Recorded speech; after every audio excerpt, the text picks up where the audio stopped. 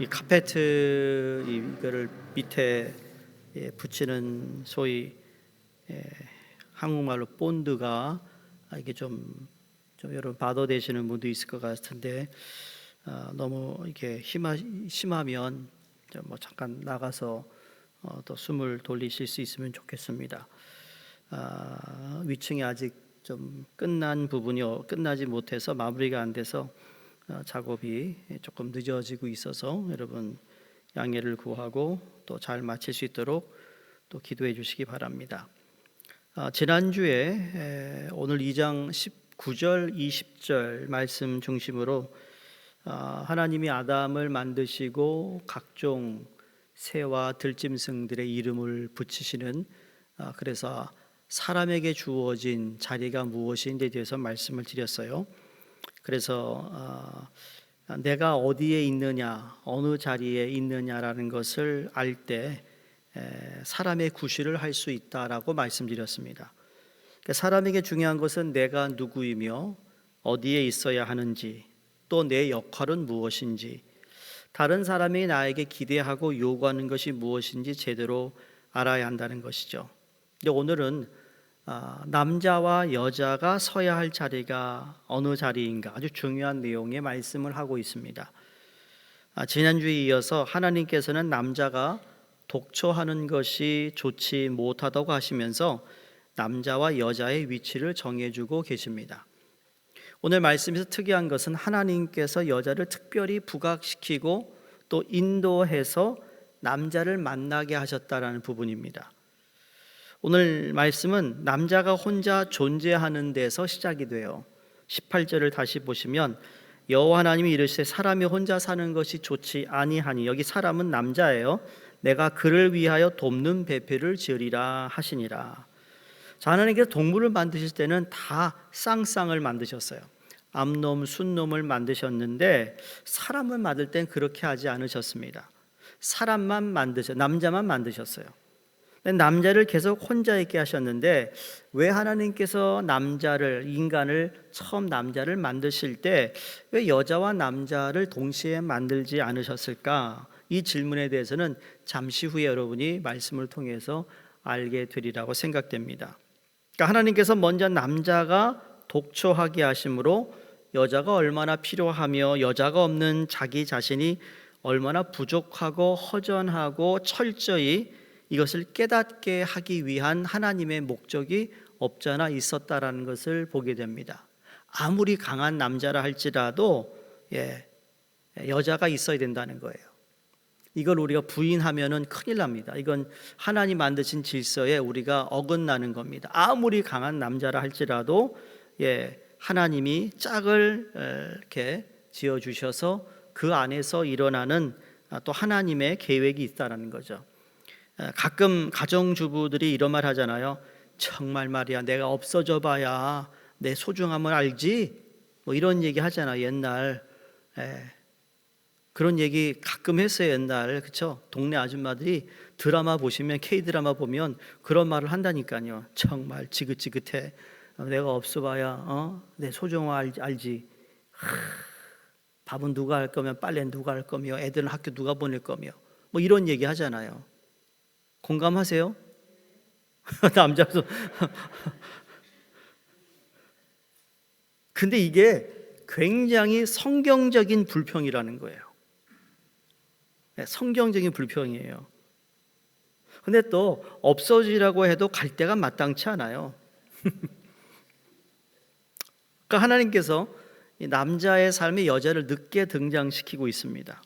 그러니까 이 시간이 얼마나 길었는지는 모르지만 남자는 여자 없이 동산에서 혼자 지냈다라는 거죠. 물론 불편한 것을 몰랐을 수도 있어요. 처음부터 혼자니까. 그러나 동물의 이름을 짓는 과정에서 아마 아담이 이상하다. 내가 기린을 불렀는데 암놈, 수컷이 같이 오는 거예요. 야, 가 그랬더니 암놈, 순놈이 또 같이 가요. 돼지를 불렀더니 돼지가 암놈, 순놈이 같이 오는 거예요. 그러면서 야, 암놈과 순놈이 있는데 야, 너희들은 다 한 쌍인데 왜 나만 혼자일까? 라는 생각을 했는지는 모르겠지만 그냥 한번 상상을 해보는 거예요.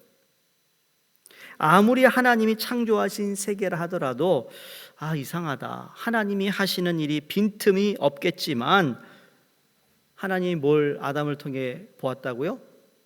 혼자 있다라는 게, 외롭다라는 거, 독처라는 단어를 쓰잖아요. 혼자 있는 것이 안 됐다라는 뜻으로 하나님이 말씀하고 있다라는 겁니다. 성경에서 오늘 18절 여자를 돕는 배필이라고 말씀합니다. 돕는 배필.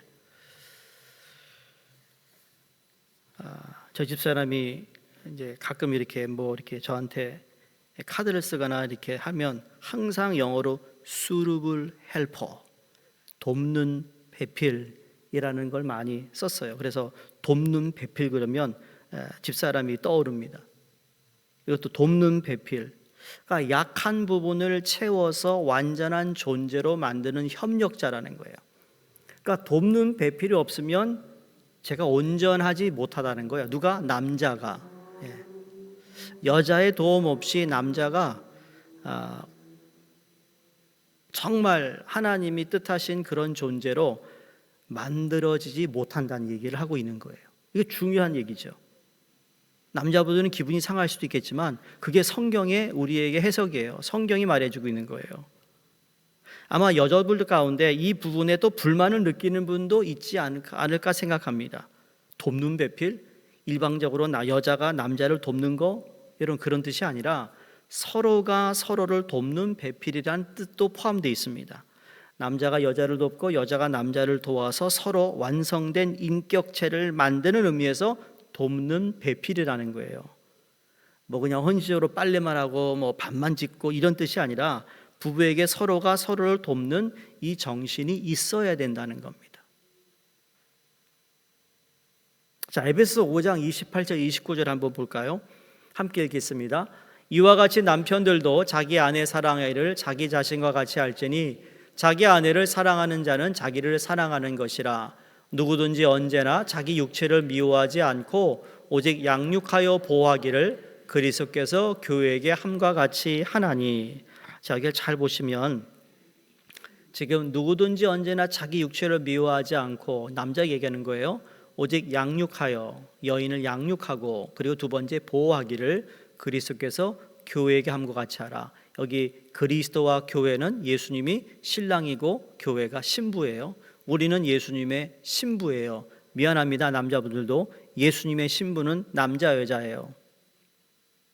여자 성도만 신부가 아니라 우리도, 저도 예수님의 신부가 되는 거죠. 그래서 거룩해야 된다는 거예요. 그런데 그 그리스도, 그 가정의 가장이 되는 남자가 아내가 되는 분에게 양육하고 보호하기를, 이런 똑같은 말씀을 하고 있다라는 거죠. 그러니까 남자의 본분이 열심히 일해서 돈 많이 벌어다 주는 것만이 아니라 배우자인 아내를 사랑하고 보호하는 일을 한다는 거죠. 아내를 사랑하고 보호해야 참 풍성한 삶을 살게 된다는 것을 말씀합니다. 이게 회장이 되고 사장이 되고 것보다 훨씬 더 큰 상급이라는 거예요. 저는 처음에 결혼하고 우리 큰 애가 낳고 난 다음에 그때 목회할 때 내가 목회를 잘해서 목회가 부흥되면 그걸로 다 모든 것이 그냥 덮어질 줄 알았던 생각을 한 적이 있어요. 큰 실수를 제가 했었죠. 그러면 모든 것이 다 그냥 커버가 될 줄 알았다는 생각을 했어요. 왜냐면 그것 때문에 내가 전념을 하고 시간을 내지 못하고 있었으니까 이게 잘 되면, 그런데 그게 아니라는 것을 뒤늦게 깨닫게 됐죠.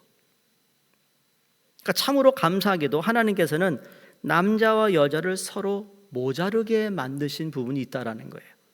그래서 서로가 돕고 보완함으로써 완전한 인격체가 되게 하시는데 서로가 서로를 필요로 하게 만드셨다라는 겁니다. 그러므로 나는 여자가 필요 없다고 주장하는 남자나 하나님이 왜 남자를 만드시는지 모르겠다라는 말은 비성경적인 말이라는 거예요. 조금 더 격하게 얘기하면 무식한 거예요. 죄송합니다. 남자 여자 다 필요한 거예요. 여기에 보완하다라는 말이 참 중요한데, 그럼 무엇을 보완하는가? 여러분 살아오시면서 남편 되신 분은 아내의 어떤 걸 보완했고 아내 되신 분은 남편의 어떤 것이 보완이 됐다고 생각하시나요? 여러 가지가 있겠지만 몇 가지만 제가 추스려 말씀드리면 그 중에 하나가 성격적인 보완입니다. 완전한 성격을 가진 사람은 없다라는 겁니다. 남자나 여자나 다른 쪽이 모자라게 되어 있는데 한쪽이 발달한 사람은 다른 쪽이 모자라게 되어 있어요. 그러니까 꼼꼼한 사람은 대인관계가 부족한 면이 있는가 하면 사람을 좋아하는 사람은 또 일을 대충 한다는 거죠. 기억하세요? 훈련반 할 때 저희가 나의 성향을 우리가 테스트했죠. 그래서 일 중심이냐 사람 중심이냐. 그래서 일 중심인 사람이 어떻게 하죠? 디테일하는 부분이 많습니다. 그런데 사람 중심인 사람은 섬세한 것보다는 그냥 좋은 게 좋은 거야 라고 넘어갈 수 있는 성향이 있다라는 거예요. 지금 무슨 말인지 모르는 분은 훈련만 들어오면 알게 될 거예요. 그러니까 내가 없는 것 때문에 내 배우자를 통해 내가 보강이 되는 거예요. 보완이 되는 거죠. 자, 그래서 대표적인 한 5가지를 제가 올려드릴게요. 보세요. 첫 번째, 내형성과 외향형입니다. 나는 너무 내성적이에요. 근데 또 배우자는 또 그냥 outgoing이에요. extrovert, 외향형이면 어떤지 그게 좀 시너지 역할을 하지 않겠어요? 둘 다 그냥 꿍 해가 입도 안 하고 그냥 말도 안 하고 그냥 있으면 그 집에 조용하겠지만 입냄새가 날 거예요. 말을 안 하니까. 그럼 어떻게 풀 거냐고요. 또 두 번째, 지각인이 있으면 직관인이 있습니다. 센서 있고 인투이티브예요. 자, 이거는 또 뭐 다른 거니까 빨리 얘기하겠습니다. 세 번째, 사고인이 있고 감성인이 있습니다. 누구는 생각을 잘하고 1, 2, 3 그다음 4야 그런데 너무 좋아 하자 이렇게 그냥 필러가 있는 거죠. 네 번째, 선도자가 있으면 추종자가 있습니다. 꼭 그래요. 오늘 뭐 먹을까? 그러면 글쎄 아무거나 먹지. 그러고 이제 차 타고 가는데 뭐 먹을 거야? 나 이거 생각하는데 그래? 근데 그래? 거기가 좀 이상해. 그래? 그건 아닌데 이거 어떨까? 그러면 결국은 뭐예요? 그 배우자가 원하는 것을 먹게 돼 있어요. 그런 거예요. 그 다음에 5번째, 일 위주, 관계 위주입니다. 이건 뭐 설명하지 않아도 알겠죠? 그러니까 남편의 훈련은 아내가 하고, 그러니까 어머니가 못 바꾼 것을 아내가 잔소리해서라도 바꾸어 놓습니다.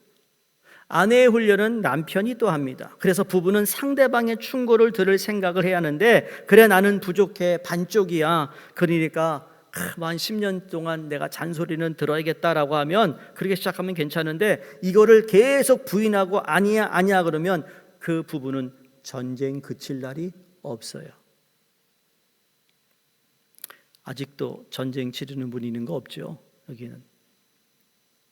다른 하나는 성적인 의미에서 보완입니다. 이건 뭐냐면 양성을 가진 사람은 없어요. 하나님께서는 성을 하나씩만 주셔서 서로가 결합해야 성적으로 하나가 되는 거예요. 부부가 성적으로 결합해야 자녀가 생기는 과정을 우리가 압니다. 이것이 부부의 몸에서 중요한 사실은 자기 몸은 자기의 것이 아니라는 거예요. 왜? 한 몸을 이루었기 때문에 남편의 몸은 아내의 것이고 아내의 몸은 남편의 것이다. 서로가 서로의 몸을 주장하게 되어 있습니다. 또 하나의 보완은 사회적으로 서로를 보완합니다. 이건 무슨 말이에요? 부부가 독자적으로 의사결정을 할 수 있다는 겁니다. 자, 부부는 자신의 문제를 스스로 결정할 줄 알아야 된다는 거죠. 물론 사람의 의견도 듣고 조언도 듣고 또 카운슬러를 만날 필요가 있겠지만 특히 어른들의 조언이 굉장히 중요합니다. 내 인생의 선배들에게 멘토로부터 조언 듣는 거 필요하죠. 그러나 그럼에도 불구하고 최종적인 결정은 누가 내려요? 부부가 내리는 거예요, 같이. 거기에 시부모의 의견이 개입되거나 친정의 의견이 개입되면 그건 좀 비성숙한 부부의 관계, 가정이 될 수 있다는 거죠. 왜 이 말씀을 드리냐면, 남자가 해야 할 일을 자기와 아내가 의사결정을 할 때 자신의 어머니나 다른 사람이 개입하지 못하게 막을 필요가 있다라는 거죠. 그건 아니다라고 말해야 된다는 거죠. 이것을 못 막고 가정의 의사결정을 자신의 아버지나 또는 장인이 내릴 때 그 남자를 바보라고 말한다는 거예요. 제가 결혼 상담을 하거나 이게 주례를 부탁을 받아 예비 신부, 예비 신랑 또 이게 리허설 할 때 보면 이게 식사를 하잖아요. 리허설하고 저녁을 먹는데 애들이 말해요. 이거 준비하는데 우리한테 아무것도 알리지 않아요. 그냥 옛날에는 다 얘기했는데 요새는 자기네들이 원하는 방식대로 하니까 애들이 말이에요. 이번에 결혼하는데 어떻게 아무런 상의도 안 하고 우리 보러요. 엄마 친구들 30명만 인바이트 해야 돼. That's it, no more. 막 그러니까 애가 왜 그런지 모르겠다고 그러거든요. 그래서 제가 그러죠. 내버려 두세요. 이제부터 이들에게 모든 걸 맡기세요. 자녀들이 좀 굶고 헤매더라도 내버려 두세요. 끼어들지 마세요. 그래야 배우죠. 다른 사람이 아내와 남편 사이에 끼어들면 안 된다는 거죠. 결정은 부부가 내리는 거거든요. 부부가 하나가 되면 어떤 어려움도 이기고, 아내가 남편을 믿고 또 남편이 아내를 책임지는 가정은 어떤 어려움도 이길 수 있도록 하나님이 만들어 놓으셨다라는 거예요. 이게 성경적인 거예요. 고난이 오고 시련이 와도 이겨요. 중요한 건 이 사이에 뱀이 파고들면 가정이 엉망이 된다는 거죠. 그걸 조심하라는 거죠. 왜? 뱀이 틈을 타 들어오면 질서를 망가뜨리기 때문에 그런 겁니다. 또 하나의 보완은 영적 보완입니다. 부부가 다 신앙이 좋으면 정말 좋겠지만 그렇지 못한 부부 사이도 있어요. 여자 성도는 열심히 신앙생활 하는데 또 남편 되는 분은 열심히 신앙생활이 않아서 늘 그거에 대한 참 기대가 있고 기도 제목이 있고 합니다만, 여러분 중요한 건 이런 거예요. 세상의 지위나 재산은 놀이터에 있는 그네와 같습니다. 어느 책에 아주 오래전에 어느 저자가 이렇게 비유를 했어요. 우리 모두는 지금 내가 타고 있는 이건 내가 지금 평생 타는 그네가 아니야. 놀이터에서 내가 지금 누리고 있는 이건 마치 내게 주어진 지위나 재산은 잠시 내가 타고 놀다가 때가 되면 내려와야 되는 거야. 그렇게 표현한 적이 있어요. 그러니까 직책을 영구적으로 가질 수 없고 재산을 영구적으로 가질 수 없다는 얘기예요. 그거 다 남의 것이 된다는 거죠. 누구든지 거기에 한번 앉았다가 다른 사람에 물려줘야 하는데, 그러나 남편은 확실히 아내의 것이고 아내는 남편의 것이라는 거예요. 여러분, 자식도 자의 것이 아니에요. 내 거라고 생각하니까 자꾸 문제가 생기는 거예요. 걔네들 다 크면 떠나요. 떠난다니까요. 그래, 남편과 아내만큼은 아니에요. 나의 것이에요. 같이 가야 되는 거예요.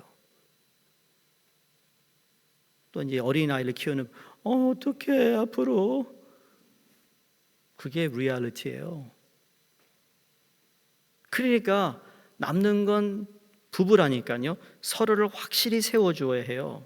남편한테 말이야, 저 바보 같은 게 말이야, 무시하고 말이죠. 자식한테 몰두하며 배우자보다 자식만 챙겨주면 나중에 후회한다고요. 왜? 그 자식이 떠나고 나면 집에 누구랑 있죠? 바보랑 있어야 돼.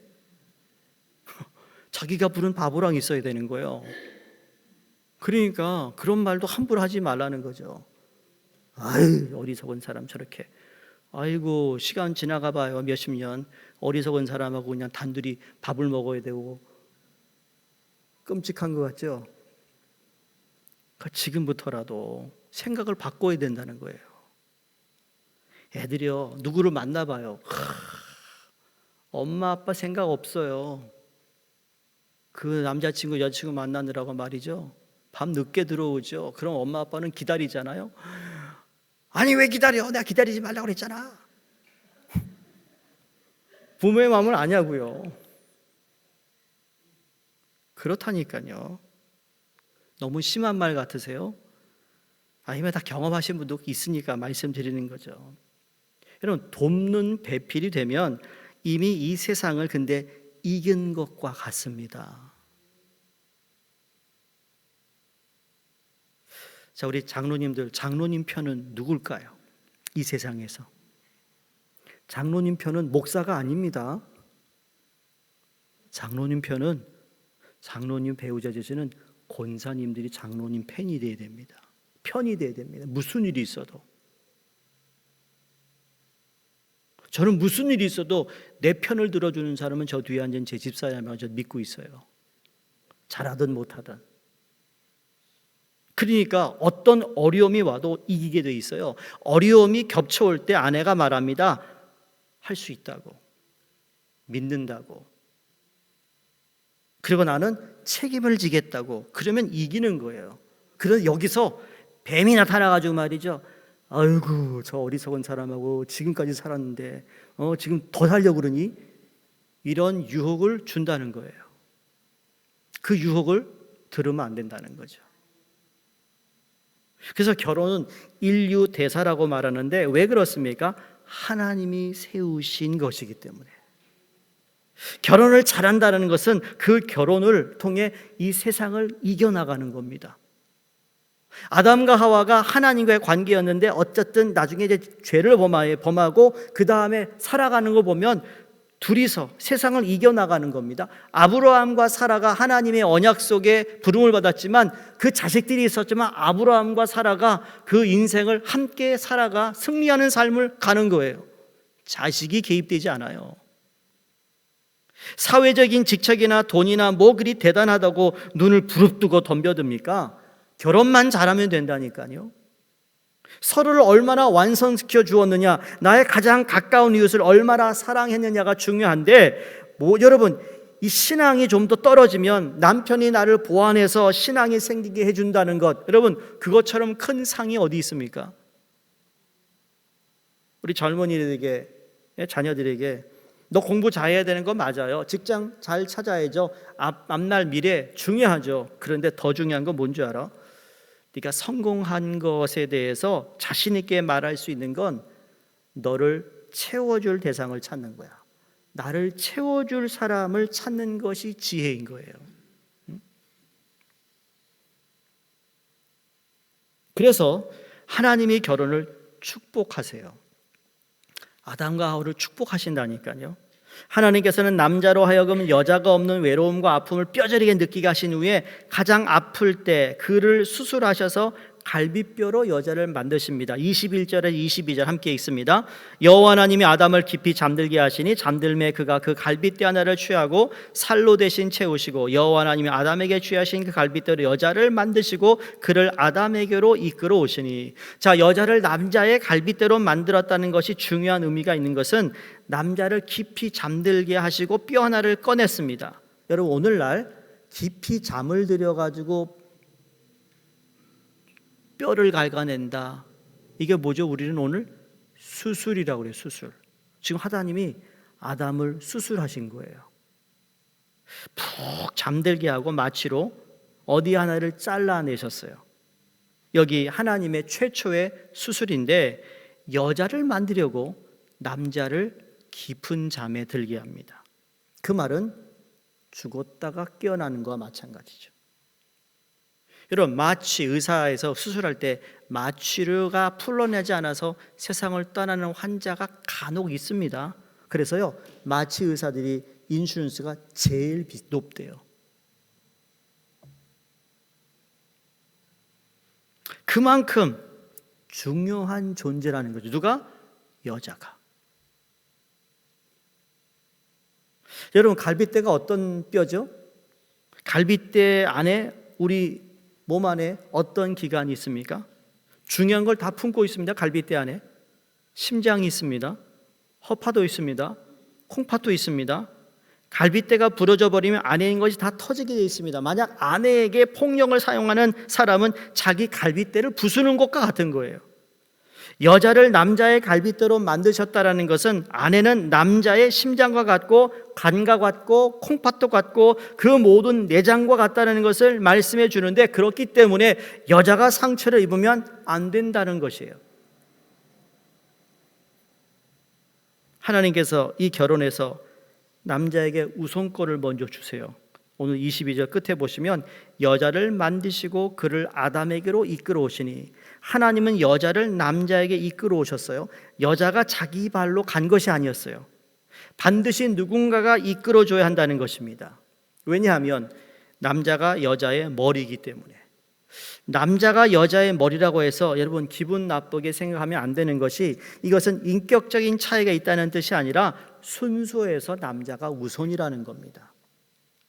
그 우선에는 책임이 따르는 거예요. 하나님께서 남자와 여자의 차이를 두신 것이 여러 가지 있는데, 여러분 하나님이 남자에게는 힘과 다스리는 권세를 주셨어요. 그래서 품는 겁니다. 그래서 가정의 가장이 남자라고 말하는 거예요. 반대로 여자에게는 아름다움과 풍부한 감성을 주셨어요. 그래서 여자는 아름다움을 주셨습니다. 그렇죠? 아름답지 않은 여자가 없는 거예요. 성내고 짜증 부릴 때는 말고 다 아름다운 거예요.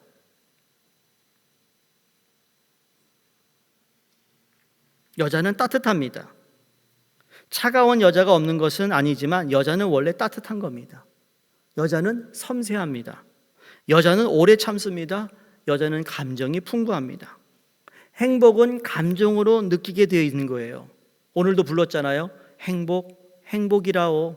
이게 그냥 있는 게 행복, 그러면 그 단어 자체가 뭔가 느끼는 게 있잖아요. 따뜻한 게 있는 거예요. 간혹 여러분의 인생을 만약에 비유한다면 어떤 행복했던 시절이 있죠? 제가 이제 그런 질문을 가끔, 행복했던 시절이 언제예요? 지금? 할렐루야. 행복했던 시간을 자꾸 과거형으로 가면 이제 문제가 있는 거예요. 지금 행복하지 않다는 얘기고 그냥 만족하지 못한다는 얘기니까. 그때가 행복했어요. 물론 지금에 비해서 그때가 더 행복할 수 있지만, 근데 행복은 지금도 있어야 되는 거거든요. 행복해야죠. 행복하세요? 아멘. 행복해야 되는 거예요. 제가 그 말씀, 내가 여기 와가지고 처음에 내가 여기까지 왔다 갔다 하는데 집사람 참 행복하다. 목회할 수 있는 게 행복한 거예요. 여러분을 만나 행복한 거예요. 네? 장로님 나 행복하지 보이지 않아요? 전 장로님? 행복한 거예요. 자, 아담은 여자를 보았을 때 이 여자가 자기의 짝이라는 것을 알 수 있었습니다. 23절에 아담이 이르되 이는 내 뼈 중에 뼈요 살 중에 살이라, 이것을 남자에게 취하였은즉 여자라 부리라 하니라. 남자가 여자에게 비치는 인류 최초의 사랑 고백입니다. 물론 이렇게 고백한 사람 없죠. 전 집사님 그렇게 고백했어요? 전 집사님한테? 사랑하는 사람에게 그런 고백 들어보셨어요? 모르죠, 여러분 자녀 중에. 너무 성경적이라서 프로포즈 할 때 당신은 내 뼈 중에 뼈요 살 중에 살이라. 이걸 보면 이게 심장에서 나온 시라는 것이 느껴집니다. 나의 가장 소중한 당신이라는 뜻이죠. 근데 여기 히브리어에서 남자와 여자를라고 번역된 히브리어를 보면 이 남자와 여자의 언어학적으로 매우 밀접한 관계가 있다는 것을 알게 됩니다. 남성형 명사에 여성 전미사 아를 붙여 여성형을 만들었어요. 예를 들면 남자가 히브리어로 이쉬입니다. 이쉬. 그런데 여자는 이샤입니다. 발음이 조금 다르긴 하지만 이 여자가 남자에게서 나왔다는 성경의 의미를 내포한 언어 유희인 것이죠. 그러나 똑같다는 뜻이에요. 남자나 여자나 똑같다. 동등하다. 어휘에 있는 뜻에는 어휘만 좀 다를 뿐이지. 이건 여기서 결혼의 대원칙을 선포하는데, 이러므로 남자가 부모를 떠나 그의 아내와 합하여 둘이 한 몸을 이룰지로다 라는 말씀을 보면서 여기 중요한 메시지가 있습니다. 결혼은 하나님이 세우신 가장 중요한 제도라는 것. 신약 성경에서 예수님께서 하나님께서 짝지어 주신 것을 사람이 나누지 못한다라고 말씀했습니다. 자, 남녀가 결합하는 것은 하나님의 법칙인데 한 번 결혼한 것은 성경적인 이유든 다른 이유든 뗄 수 없고 떼면 안 된다는 것입니다. 그리고 결혼은 남자와 여자와의 결혼을 성경이 말씀하고 있습니다. 자, 결론은 뭔가?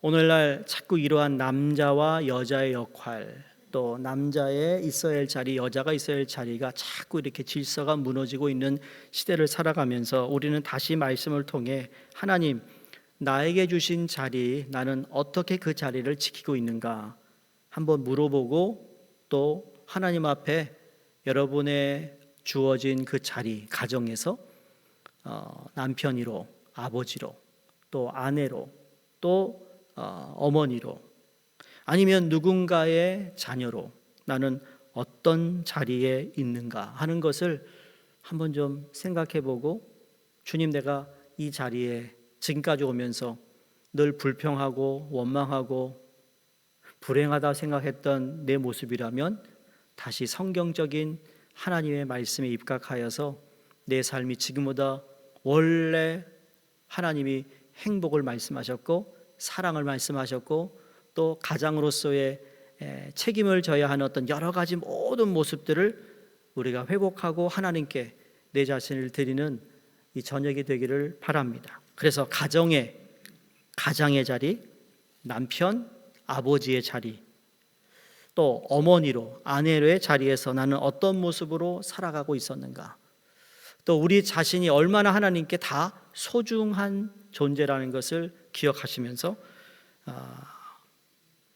이 세상이 말하는 남녀의 어떤 정의가 아니라 성경이 말씀하고 있는 남자와 여자의 정의를 통해 앞으로도 여러분이 그 가정에서 나를 통해 배우자를 더 보완시키고 보강해주고 도와주고, 그래서 돕는 배필로서 하나님이 기대하시고 원하시는 계획대로 완성이 되어가는 인격, 완성이 되어지는 부부, 완성이 되어지는 가정의 모습이 되기를 주의 이름으로 축원드립니다.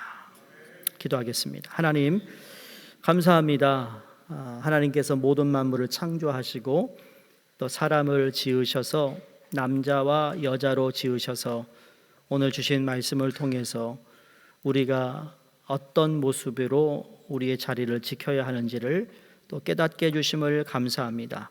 성령께서 오늘도 이 저녁 우리와 함께 해주셔서 남편으로, 아내로, 또 아버지로, 어머니로 이 모든 것들이 정말 주님께서 우리에게 주신 복된 자리라는 것을 깨닫게 하시고 우리 모두가 주님 앞에 정말 귀한 존재라는 것도 깨달아 주님이 약속하신 사랑과 행복이 가득 찬 우리의 가정이 되도록 축복해 주시옵소서. 예수님 이름으로 기도드립니다. 아멘.